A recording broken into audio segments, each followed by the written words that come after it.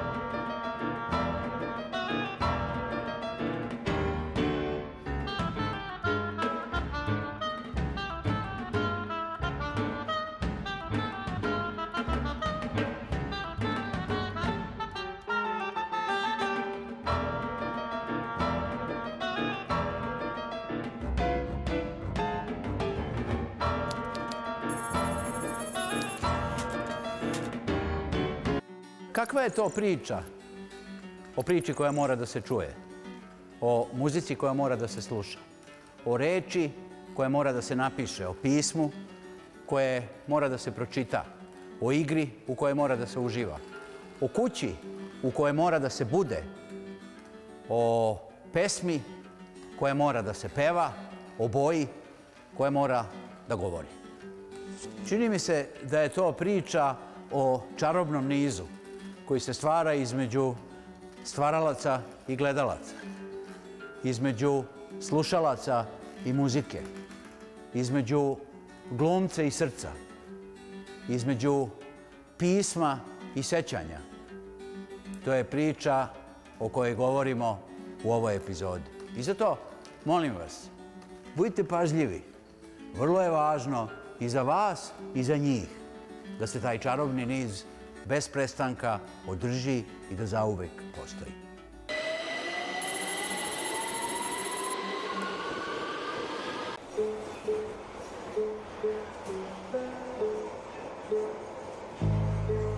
U savremenoj umetnosti ni galerija, ni muzej nije više kao što je nekad bio.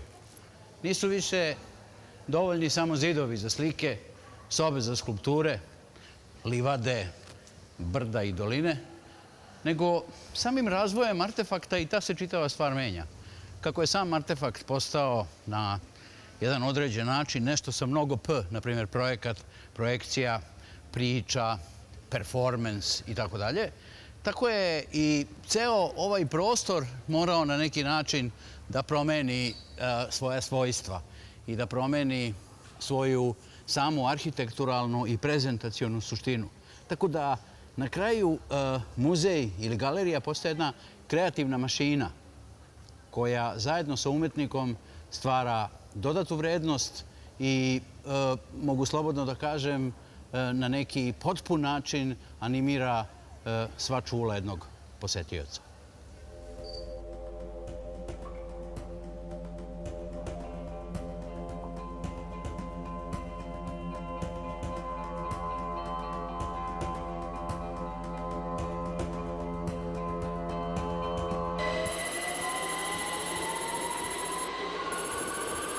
Na kraju tog velikog puta stvaranja, bar što se tiče umetnika iz likovnih medija, slike, crteža, skulpture, grafike, galerija je poslednji korak.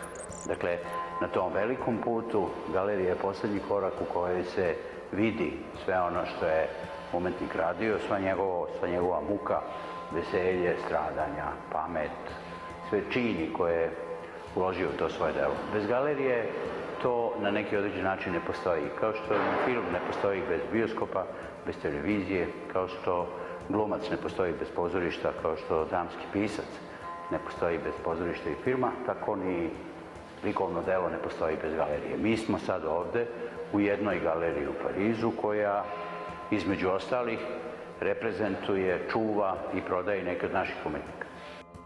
Le marché de l'art, c'est déjà tout simplement défendre des artistes, s'occuper de leur promotion, leur trouver bien sûr des critiques d'art, leur trouver des collectionneurs et leur trouver des musées ou des fondations qui vont diffuser le travail dans les meilleures conditions.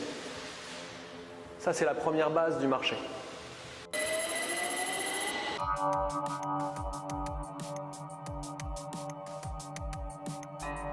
U ovoj bonus epizodi nećete vidjeti mog druga, istoričara umetnosti. On je otišao da se spremi za istraživanje o muzejima u našoj zemlji. Nećete vidjeti ni gospođicu Triviju, za nju bi pak bilo previše trivija u ovoj priči. Ostao sam ja da vas provedem kroz atmosferu izlaganja, komunikacije, koje sam zatekao na raznim tačkama našeg putovanja u ovom serijalu. Protivno sadržaju slike koju vidite, kod nas se zamišlja da kad bi muzeji, galerije, domovi kulture i postojali, oni bi po svojoj prirodi bili prazni, prašnjavi, neosvetljeni i dosadni. Možda je reč dosadni najtačnija. Kultura je, kako se kod nas misli, uglavnom dosadna obaveza, nešto što se na silu uči u školama i što se uglavnom ocenjuje poklonjenom ocenom, kao likovno ili muzičko. Naravno, nije samo politika tome kriva. Krivo je dugo vreme trajanja takvog mišljenja u kojem se garniture vlasti prosto ne bave kulturom naroda iz kog potiču, pod izgovorom sadržanim u raznim krilaticama, od boljeg života do nacionalnog identiteta. I naravno da ne pokušavamo da budemo pametni, pokazujući vam neko daleko inostranstvo i njegov sjaj. Naprotiv, ukazujemo samo na zaboravljenu moć kulture i umetnosti koje nam itekako može pomoći i u najsloženijim životnim zamislima.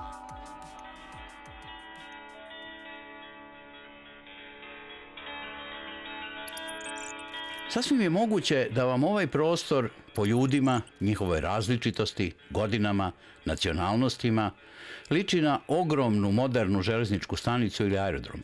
I da je tako, ne biste sasvim pogrešili. Neko mi je rekao da mu ovo liči na poprište neke socijalne mreže koja se dešava uživo, u ovakvoj svetloj scenografiji. Ni to nije sasvim netačno. Kao što vidite, ovdje ima školske dece, mladih, sredovečnih i starih, sitih i gladnih. Ovo je, dakle, predvorje Britanskog muzeja, raskršće mnogih puteva, čvorište u kome se može vidjeti cela imperija u kojoj sunce ne zalazi, kultura i dostignuća gotovo čitave naše planete, zaista kao neki moderni intelektualni aerodrom sa svojim pratećim sadržajima, knjižarama, restoranima, barovima i igraonicama. Ovo je jedan od savremenih odgovora na naše večito osjećanje da je kultura pomalo nezanimljiva, spora i dosadnjikava. Eto, ni muzej nije što je nekad bio.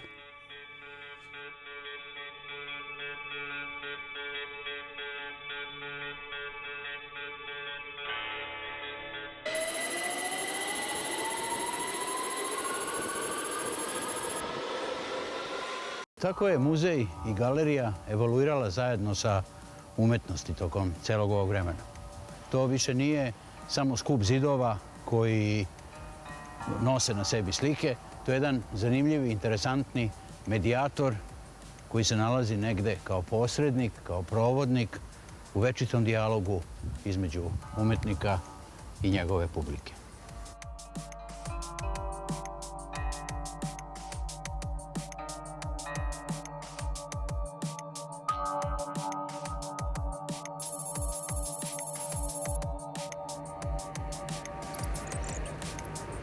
Nalazimo se ispred prostora Louis Vuitton. Tako se zove ova spektakularna građevina u kojoj je upravo posljednja nedelja jedne također spektakularne izložbe, jedne zadužbine moderne umetnosti, a vidjet ćete o čemu je reč. Htio bi nekoliko samo stvari da kažem, ne o izložbi, nego oko ovoj zgradi. Ono što je interesantno i što je moglo bude poticajno za nas u ovoj čitavoj priči, u ovom našem serijalu, je to da je ovaj zaista neobični oblik i ova skupocena građevina sa skupocenom sadržinom, pre svega, delo jednog koncerna koji se bavi modom. To je, dakle, Louis Vuitton i ova kuća je posljedica njegovih kreatorskih, trgovačkih i pre svega poslovnih aktivnosti. To je tako divan način da se u komunu, odakle ste se obogatili, iz čijeg ste sadržaja napravili svoje sadržaje, bar delić vratite. Moguće je da je to jedan od načina kojim bi se i u našoj zemlji na neki pravi način gradila ta zadužbinarska arhitektura i pravili ti zadužbinarski sadržaj, iako ta reč deluje tako arhaično, ona je, kao što vidite, u akciji diljem čitave planete. Legat je po svojoj definiciji zapravo poklon sa određenom obavezom, dakle poklon koji se ne daje primaocu bez ikakvih obaveza. Podrazumeva se ugovor koji definiše obaveze i ono koji prima i ono koji poklanja. U tome je njegova razlika između, recimo, nekih drugih običnih poklona koji nemaju nikakve obaveze. Ako bismo govorili o legatu Čolaković, Milice Zorića, Rodoljuba Čolakovića, mogli bismo da kažemo da je to legat koji ima određene specifičnosti u odnosu na druge legate. Pre svega po tome što uglavnom su legati memorijalnog tipa, odnosno da se bavi određenim umetnikom, njegovim opusom ili određenom umetničkom pojavom koju legat baštini. Dakle, ovaj legat je u samoj osnovi, kad je otvoren 1980. godine, naglašeno da je to legat novog tipa. Šta je to značilo? Legat novog tipa podrazumeva da je to legat koji nije imao ovu vrstu obaveza, već je sam Čolaković želeo da to bude mesto na kome će se odvijati vrlo intenzivan umetnički život, dakle, mesto gde će se pratiti savremena umetnost, događanja u oblasti savremene umetnosti, čak ne moraju biti isključivo ograničena samo na vizualne umetnosti. I za nas je to bilo vrlo značajna olakšavajuća okolnost u radu sa legatom, jer je savremenost prepoznata kao posebna vrednost i kao nešto što mora biti eksponirano i što će imati svoj prostor za prikazivanje. Ovo je kuća u kojoj je najveći deo svog života boravio i stvarao Petar Lubarda. Danas je ona njegov legat.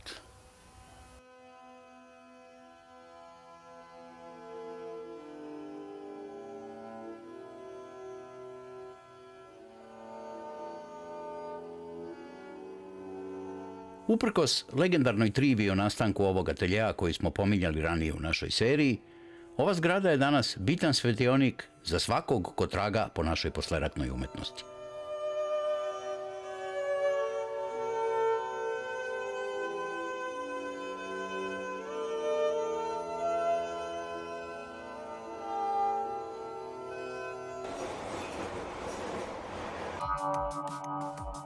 Odavde krećemo dalje, tajanstvenim putovima planete umetnosti, pod zemljom, dalje na istok. Hteli smo da pokažemo kako je potreba za izlaganjem snažna na svim krajevima naše planetarne domovine, kako se mi sa starog kontinenta ne razlikujemo puno od onih preko puta, sa dalekog istoka.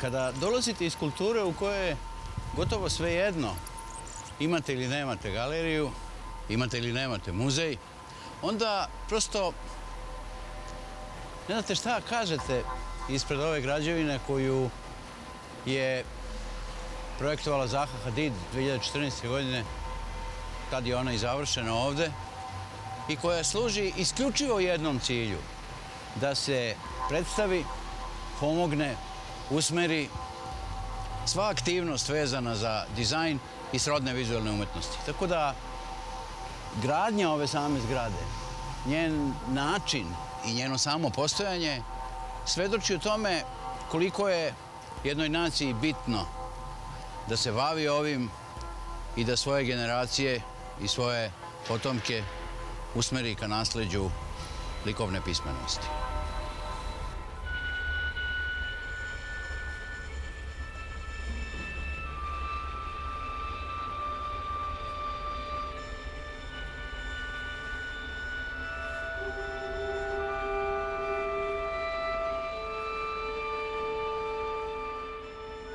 Sasvim je moguće da je raskošan talent Zahi Hadid prilikom projektovanja ove kuće nekako, kako da kažem, pojeo sve moguće sadržaje unutra, jer je kuća unutra toliko raskošna da je sama arhitektura ono što posetioca pleni. Ali u svakom slučaju, gradnjom ovakvog jednog objekta, grad dobija jedan poseban toponim koji će njegove žitelje okupiti u ideji da se bave na kraju krajeva sobom.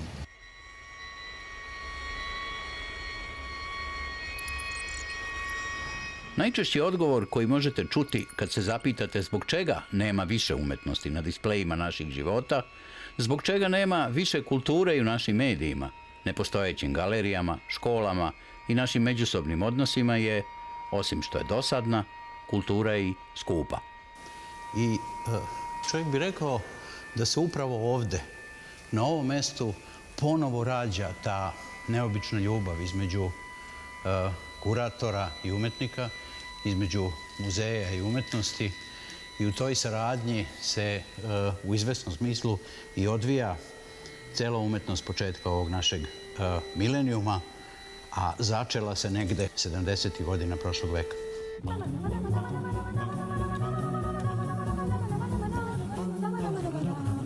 To bi bila saradnja u današnjem vremenu kuratora i umetnika, ili kako hoćete, kustosa i umetnika, koji od 80. i 90. godina ovog veka pa nadalje je prosto neminovan i neizbežan u takvom jednom postupku. Naravno, ni prostoru nije svejedno. Prostor želi da uvuče koliko god je više moguće učesnika u ovu čitavu stvar, koliko god je moguće veću publiku i na kraju krajeva veliki novac. Međunarodne korporacije koje deo svog profita vraćaju nazad tom društvu i ulažu u umetnost, pokušavaju da reinforciraju, ako tako mogu da kažem, kulturni potencijal svojih mušterija. Tako postoje velike kolekcije Samsunga, velike kolekcije Hyundaia, velike kolekcije fabrike guma Kimco.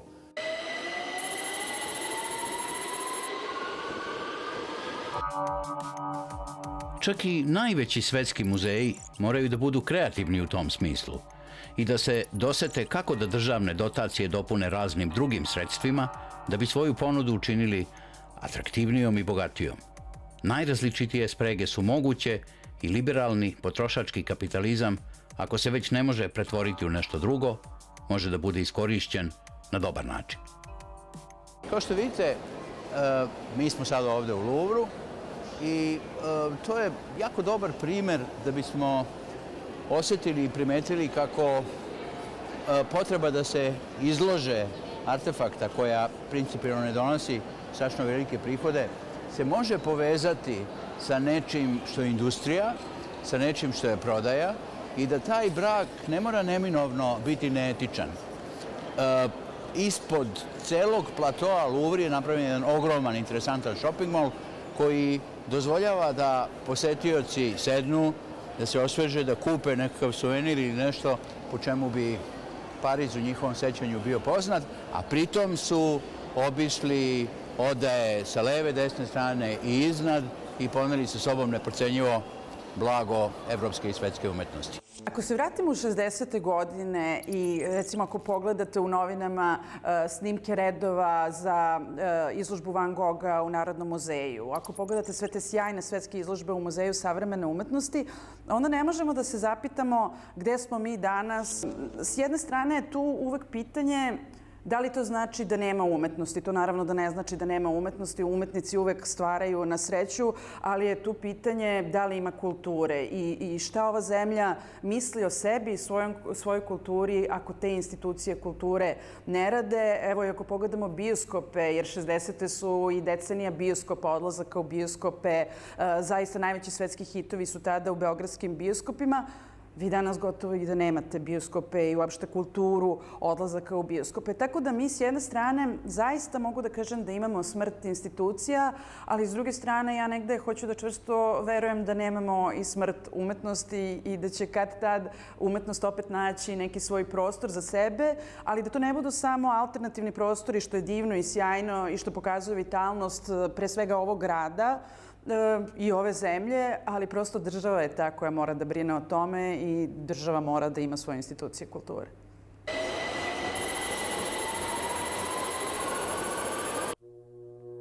Ovo je mesto sa kojeg je, može se reći, poletela renesansa. Kapela Skrovenji u Padovi, delo velikog Đota, u potpunosti oslikana njegovim freskama koje će doneti ogromne novosti u svet Evrope početka 14. veka. No, ono što sam hteo da vam pokažem je brižnost kojom Italijani čuvaju svog Đota, da ne ozebe, da se ne prehladi, da vlaga ne udari na kosti, da ostane živ, zdrav i postojan, da bi nove i nove generacije mogle da ga vide i da pokušaju da razumeju šta je to što je prethodilo renesansi i čudima vekova koje dolaze. I tako, čudo Đota je pred vama.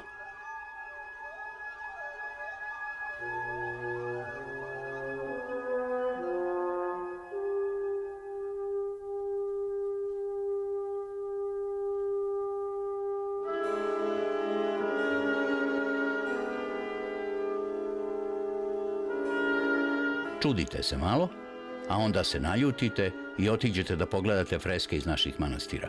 One su dostupne i još traju.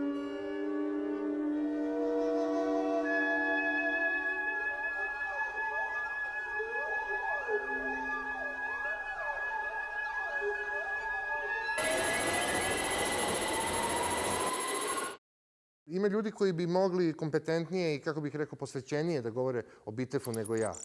Ali ono što je meni fascinantno, više od svega u vezi sa Bitefom, je početna ideja stvaranja tog festivala. Sad kad čovjek čita uvodni tekst na katalogu prvog Bitefa, kao proglas zvuči. I nekoliko stvari je tu, kako bih rekao, lako promaknu ako čovjek malo između redova ne pokuša da pronađe kakvo je bilo vreme koje je iznedrilo takvu ideju i kakvu su ideju o sebi imali ljudi koji su pokrenuli bili takvu ideju. Recimo, jedna od stvari je rečenica koja meni danas bih volao kad bi svi ponavljali sebi da je to ne interesuje nas jučerašnja avangarda, interesuje nas pozorište budućnosti. Mi smo i dalje fascinirani jučerašnjim avangardima koje sa zakašnjenjem dolaze i zadovoljavamo svoju lažnu potrebu za novim. Druga stvar koja mi je fantastična u tom proglasu je zastave su postojale, ali nisu bile najvažnija stvar. I ono što mi je nekako najuzbudljivije možda u tome je da je to prirodno mesto na kome će se ukrstiti putevi Grotovskog, Livinga, Otomara Krejče, Varabala i tako da. Znači, ti različiti ljudi će se tu, na tom levantsko-orijentalnom, mediteransko, srednjoevropskom, pomešanom, ludačkom mestu sresti.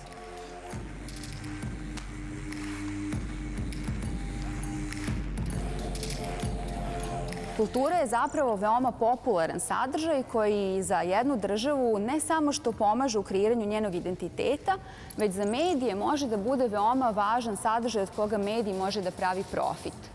Zato je potrebno da kulturu učinimo prijemčivom, da objasnimo publici kako je ona važna za njen svakodnevni život, ali da istovremeno popularna i da je sadržaj sa kojim svaki gledalac, slušalac ili čitalac može lako da komunicira.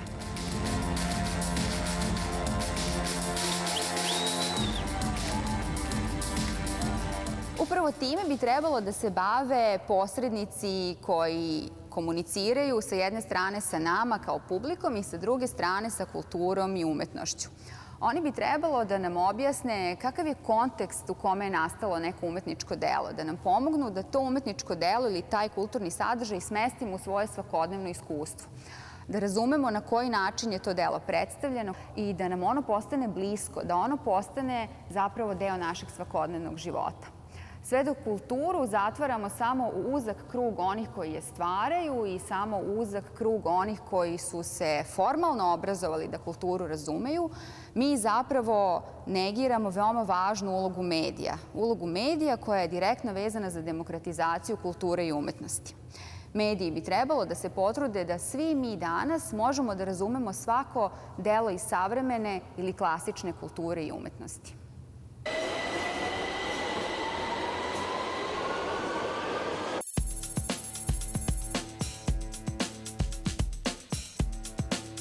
Ovo Ovo iza mene je Tate Modern.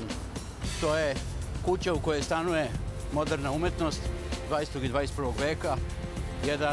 Jedan komplet galerija u Londonu. Pa prećemo ovaj most da vidimo da li je umetnost i kultura dosadna u ovom gradu.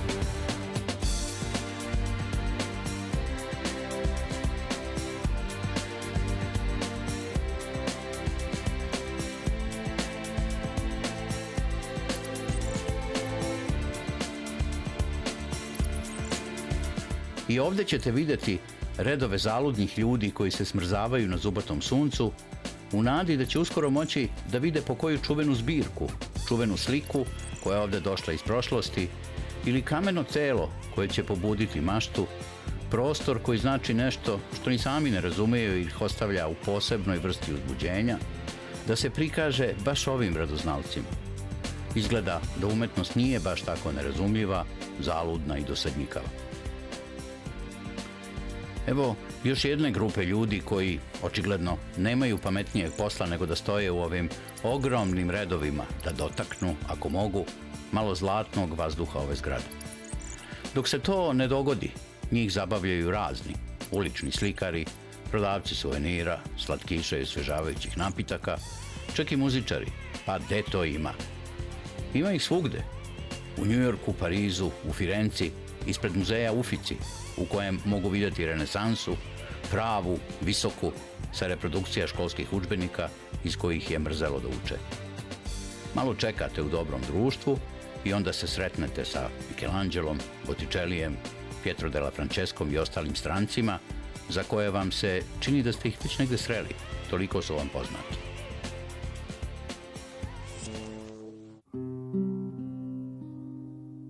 U vremenima kada su dva velika i značajna muzeja ovdje u Beogradu, a i šire svojim značajem Narodni muzej i Muzej savremene umetnosti bili otvoreni, Galerija Cepter, koja je osnovana 1994. godine, sa svojim otkupima i poklonima imala je nameru da jednoga dana, a taj dan se desio 2010. godine, da otvori svoj muzej sa velikom kolekcijom od nekih skoro 500 dela.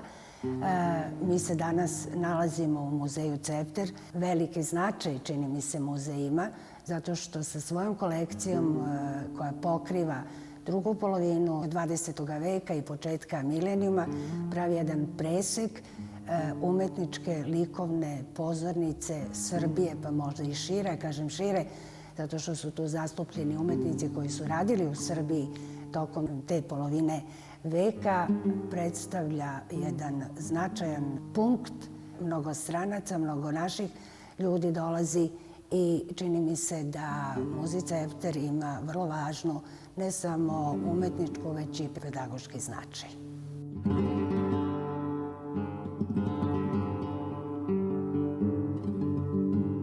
Tako u sredini ili na kraju ove priče možemo nekako da kažemo da ono što se ne vidi ne postoji. Ono što nije izloženo na kraju krajeva nije ni doprlo do nas. A ne postoji ništa lepše nego podeliti, ništa bolje za umetnika nego pružiti i napraviti tu čitavu sinergiju između samog umetnika i njegove publike. Tome služe muzeji, tome služi i ova ljubav i ovo dvojstvo koje smo govorili između onog ko predstavlja i onog ko radi. I to je strašno bitna stvar. I evo, sjećam se jednog svog drugara koji je svojevremeno pre puno godina svojom malom jedrilicom prejedrio po okean u različitim vremenima i različitim spektakularnim zalascima, izlascima sunca i burama i olujama i tako dalje. I nagledao se divnih prizora za čitav život i kaže mi jedino što mu je bilo žao što to u tom trenutku nije imao da podeli ni s kim.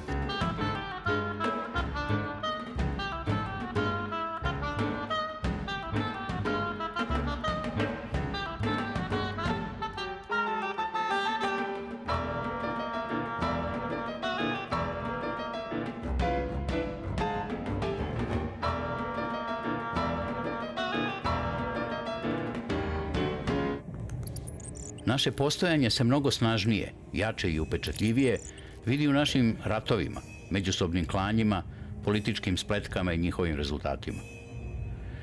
Ipak, Šta preostane od nas samih, od sopstvenih gluposti i loših strasti, skupljeno je u muzejima, domovima kulture, galerijama, bioskopima, pozorištima.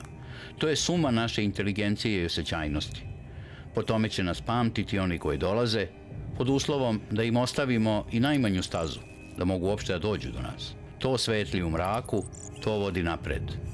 To je naše sećanje, naša stvarnost, naša nada i budućnost.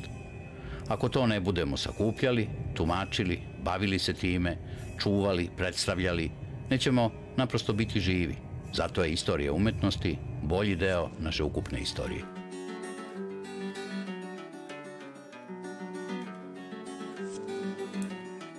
Namera ovih priča nije da budu poučne. Voljeli bismo da uživate u njima i da korist bude od samog prisustva umetnosti u vašim životima, makar na ovih pola sata. No kad nauk se sam nameće. Ako ne bude muzeja, neće biti ni nas. Ostaćemo nezapamćeni, postaćemo glupi i neće biti baš nikakvog razloga da naši potomci budu bolji od nas. A to će biti strašno. Laku noć.